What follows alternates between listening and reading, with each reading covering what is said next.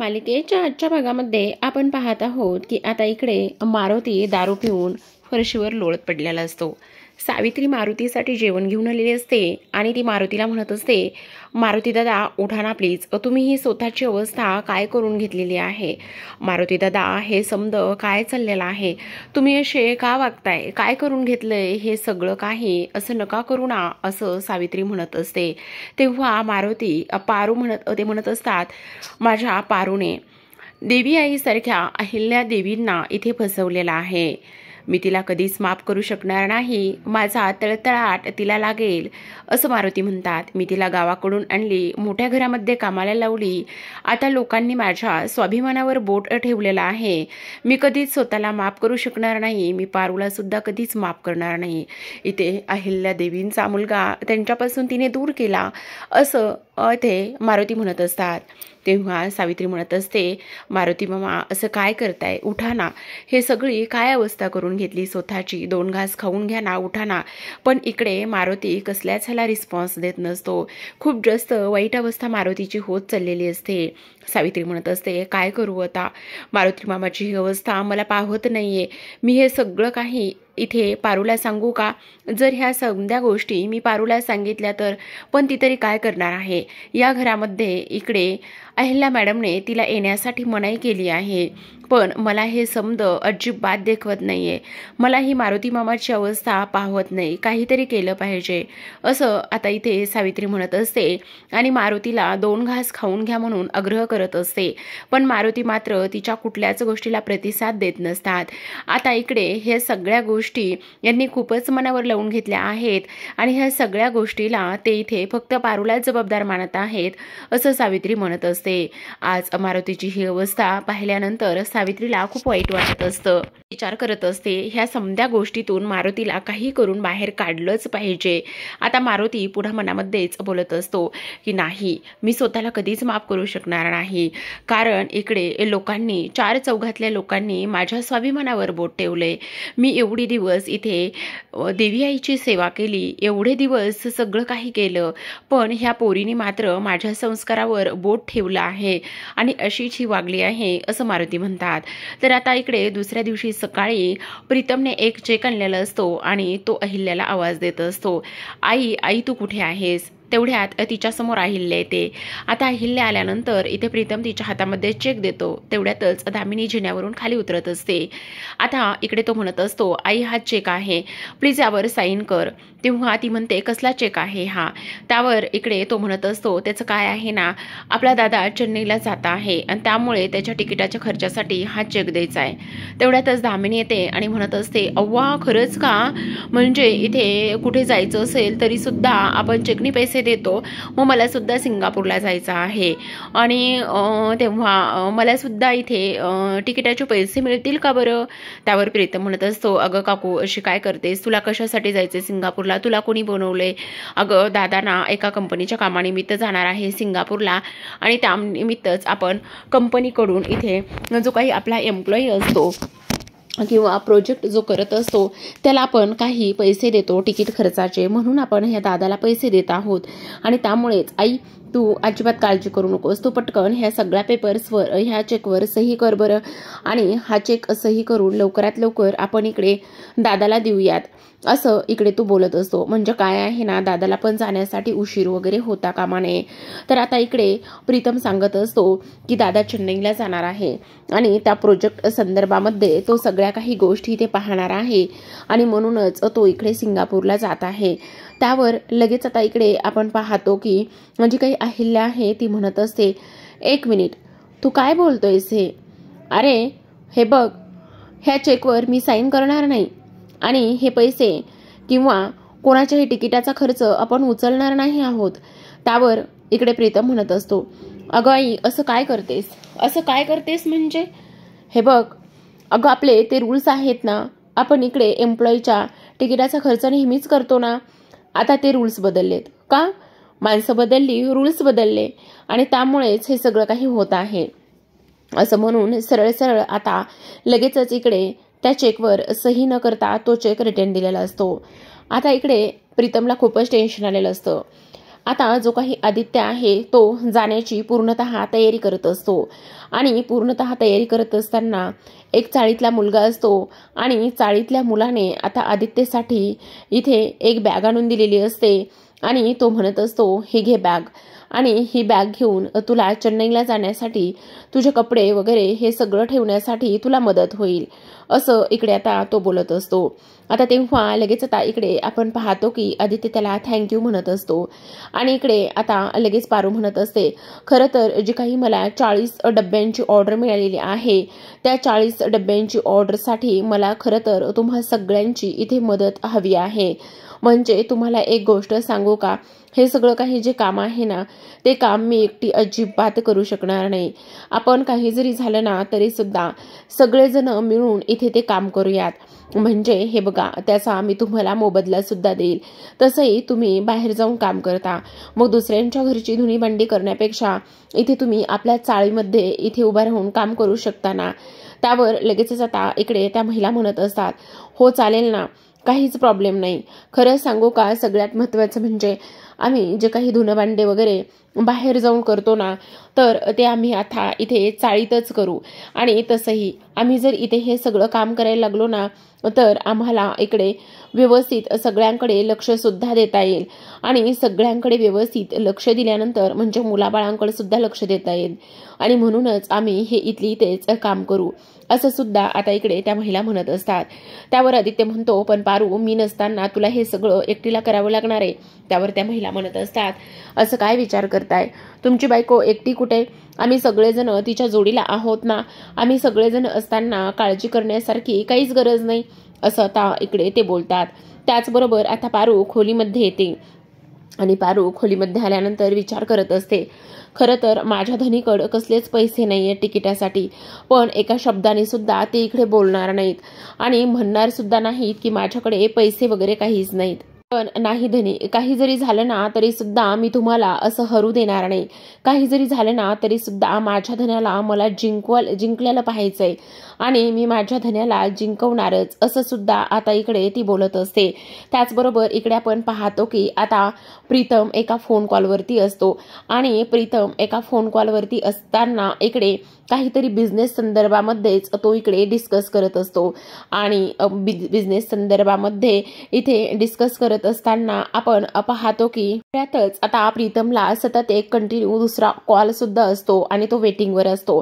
प्रीतम पाहतो पण सतत कॉल आल्या कारणाने त्याला आता जो काही कामाचा कॉल असतो तो होल्डवर टाकावा लागतो आणि तेव्हा तो जो वेटिंगवर कॉल असतो तो वेटिंगवरचा कॉल तो रिसीव्ह करतो आणि वेटिंगवरचा कॉल रिसीव्ह केल्यानंतर आपण पाहतो की इकडे समोरून एक छोटीशी परी बोलत असते. तिचं नाव असतं चिनू आणि ती म्हणत असते, काय रे बाबा, तू आज पण आला नाहीयेस, आज सुद्धा तू येण्यासाठी घरी किती लेट केलायस बघ, असा करतोस ना मग मी जेवणच करणार नाही आणि त्याचबरोबर मी इथे जो काही स्पोर्ट आहे त्यामध्ये सुद्धा पार्टिसिपेट करणार नाही, तू असा नेहमीच वागतोस ना म्हणून मी असंच करणार आहे, असं सुद्धा आता इकडे चिनू बोलत असते.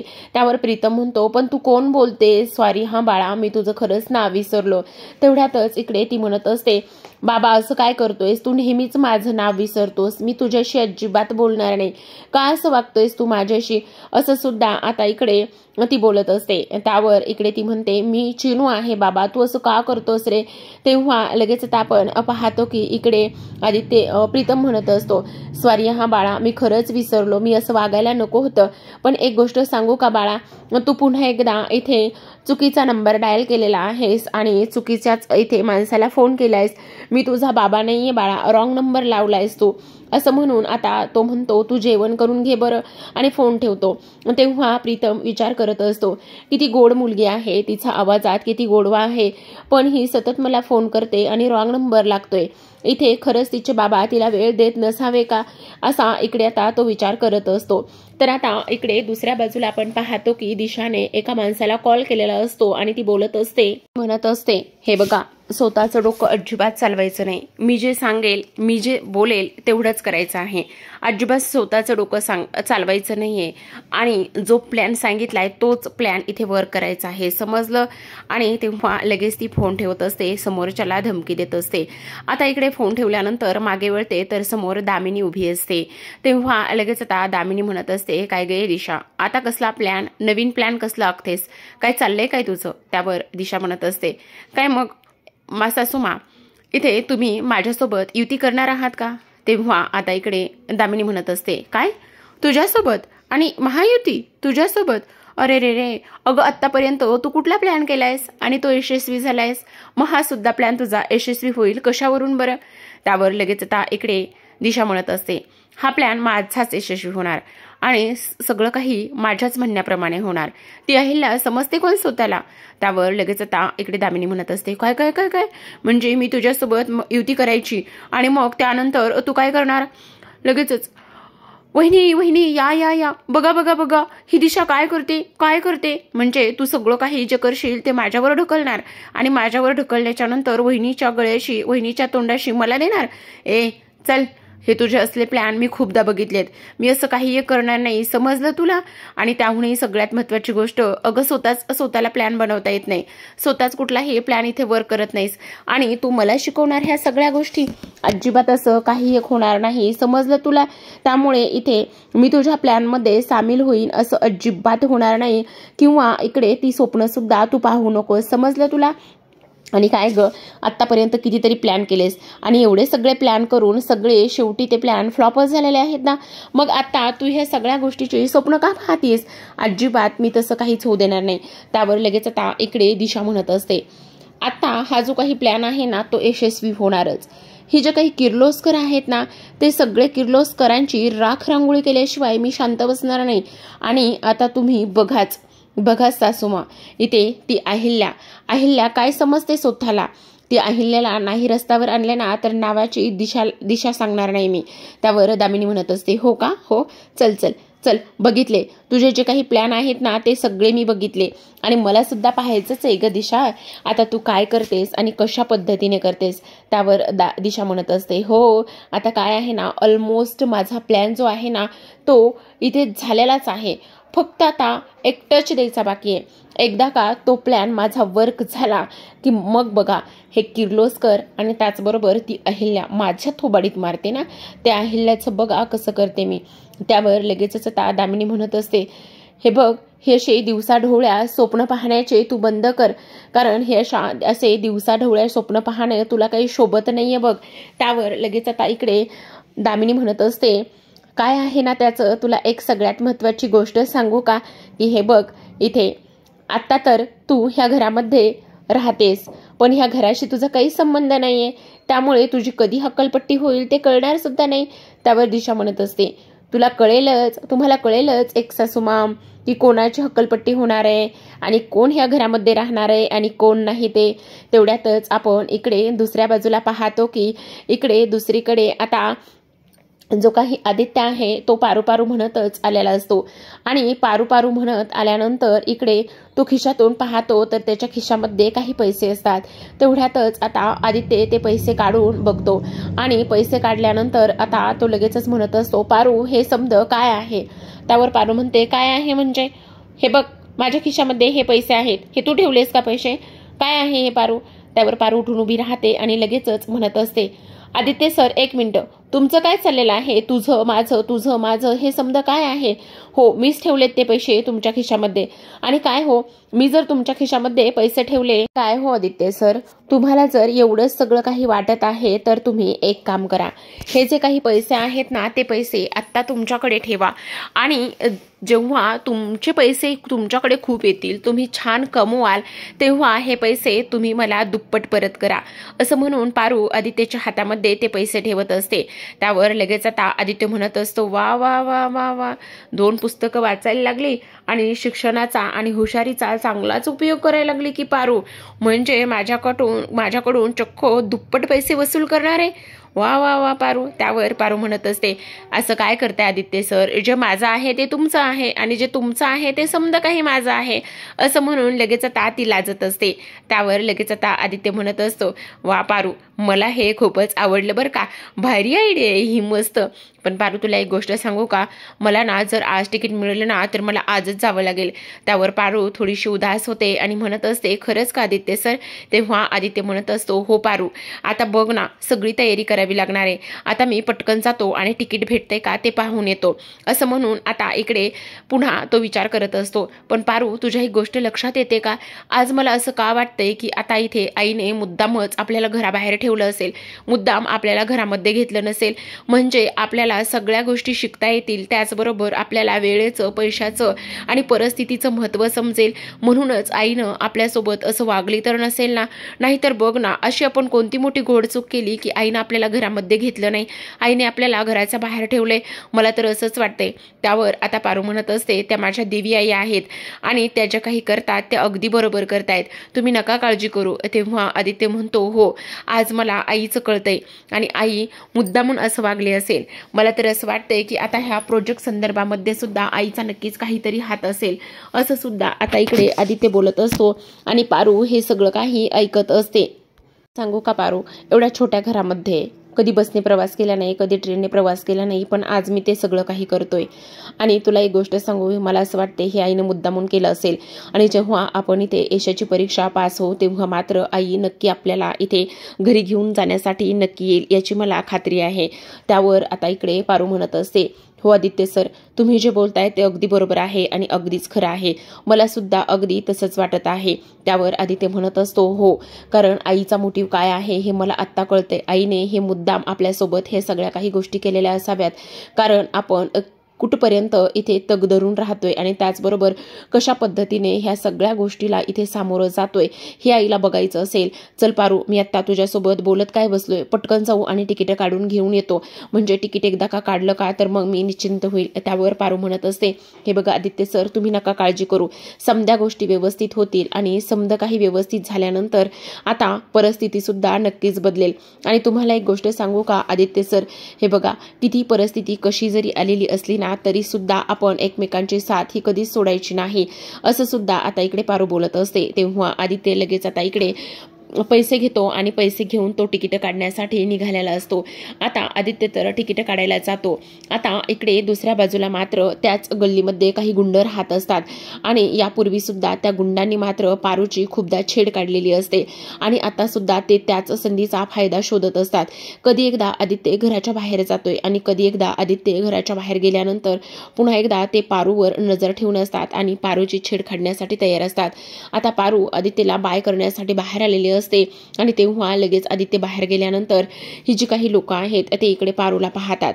आता पारूला पाहिल्यानंतर इकडे पारू सरळ सरळ त्यांच्याकडे दुर्लक्ष करते आणि सरळ सरळ त्यांच्याकडे दुर्लक्ष केल्यानंतर आपण पाहतो की आता इकडे पारू घरामध्ये आलेली असते आणि पारू घरामध्ये आल्यानंतर इथे देवासमोर ती आता हा दिवा लावत असते आणि त्याचबरोबर देवासमोर दिवा लावल्यानंतर आपण पाहतो की इकडे आता ती म्हणत असते, हे परमेश्वरा, हे गणराया, माझं सगळं काही व्यवस्थित होऊ दे. आदित्य सराने इकडे ज्या गोष्टी केलेल्या आहेत त्या गोष्टी व्यवस्थित पार पाडू देत, कारण इकडे आता काही जरी झालं ना तरी सुद्धा हे सगळं काही होणं खूप जास्त गरजेचं आहे. आणि त्याचबरोबर आणखी एक गोष्ट म्हणजे की इकडे आता आदित्य सरांना ह्या सगळ्या गोष्टीमध्ये यश मिळू दे, असं सुद्धा आता इकडे जी काही पारू आहे ती इथे बोलत असते. त्याचबरोबर आता प्रेक्षकांनो आपण पाहतो की इकडे लगेचच तेवढ्यात आदित्य आलेला असतो. आदित्य इकडे आल्यानंतर आता लगेच आपण पाहतो की आदित्य पारूला म्हणत असतो, पारू हे बघ ना, मला तुला काहीतरी दाखवायचंय. तेव्हा लगेच आता पारू म्हणत असते, काय दाखवायचं आहे. तेव्हा लगेच आता इकडे आदित्य तिकीट काढून आणलेले तिला दाखवतो आणि म्हणत असतो, आज संध्याकाळचीच उशिराची फ्लाईट मिळालेली आहे, तेव्हा मी आज उशिरा संध्याकाळी जाणार आहे, डोळे मिट ना पारू. तेव्हा लगेच पारू डोळे मिटून घेते आणि तिच्यासमोर जास्वंदीचं एक सुंदर असं छोटंसं रोपटं आदित्य घेऊन आलेलं असतो. तेव्हा पारू डोळे उघडते आणि पाहते तर तिला खूप आनंद होतो. ती म्हणत असते, जास्वंदी. तेव्हा आदित्य म्हणतो, हो, जेव्हा आपण बंगल्यातून निघून आलो तेव्हा मात्र हे जास्वंदीचं झाड, ते रोपटं तिथेच बंगल्यामध्ये ठेवून आलो. तुला जास्वंदी खूप आवडते ना पारू, म्हणून मी आज हे छोटंसं जास्वंदीचं रोपटं तुझ्याकरिता आणलेलं आहे. आता मी जेव्हा नसेल ना, म्हणजे मी नाही ना आता, तर तू ह्या जास्वंदीच्या रोपट्यासोबत बोलू शकतेस, असं म्हणून आता आदित्य तिचं कौतुक करत असतो. तेव्हा आता हे समद काही झाल्यानंतर आदित्यने पारूसाठी जास्वंदीचं रोपटं आणल्यानंतर त्याला खूप आनंद होतो आणि तो विचार करत असतो, पारूच्या ह्या चेहऱ्यावरचा आनंद कधीच जाता कामा नये. पारू सुद्धा ते जास्वंदीचं रोपटं पाहिल्यानंतर खूपच जास्त खुश झालेली असते. तिला सुद्धा प्रचंड आनंद इथे झालेला असतो. तर आता प्रेक्षकांनो, इकडे आपण दुसऱ्या बाजूला पाहतो की जे काही गुरुजी आहेत ते मंदिरामध्ये असतात आणि पूजा वगैरे करत असतात. तेवढ्यातच आता गुरुजींना एक फोन आलेला असतो आणि तो फोन असतो इकडे अहिल्याचा. आता गुरुजींच्या हाताखाली असलेला एक नोकर तो फोन आणून देतो आणि तेव्हा गुरुजी पाहतात तर तो फोन अहिल्याचा असतो. तेव्हा ते फोन रिसीव्ह करतात आणि म्हणत असतात, अहिल्या, हा फोन तू खूप अगोदर करायला पाहिजे होतास, पण फोन करण्यासाठी तू खूपच उशीर केलेला आहेस. त्यावर अहिल्या म्हणत असते, काय झालं गुरुजी? त्यावर गुरुजी म्हणतात, काय झाले? आदित्य बरा आहे ना? आदित्य तुझ्यापासून लांब तर गेला नाहीये ना? आदित्यच्या आयुष्यामध्ये खूप मोठं संकट येणार आहे. तेव्हा आता इकडे हे समद काही ऐकल्यानंतर अहिल्याला खूपच मोठा धक्का बसतो. अहिल्या विचारत असते, गुरुजी काय झाले? त्यावर गुरुजी म्हणत असतात, पण आदित्यवर खरंच संकट येणार आहे. आता ह्या समध्या काही गोष्टी ऐकल्यानंतर अहिल्याला मात्र खूपच मोठा धक्का इथे बसत असतो की गुरुजी असे का बोलले असतील. तर प्रेक्षकांनो, पाहत रहा पारू. भेटूयात उद्याच्या भागामध्ये, कारण उद्या खूपच मोठा इथे ट्विस्ट येणार आहे. तो म्हणजेच की आदित्यचा अपघात झाल्याची न्यूज इथे पारूच्या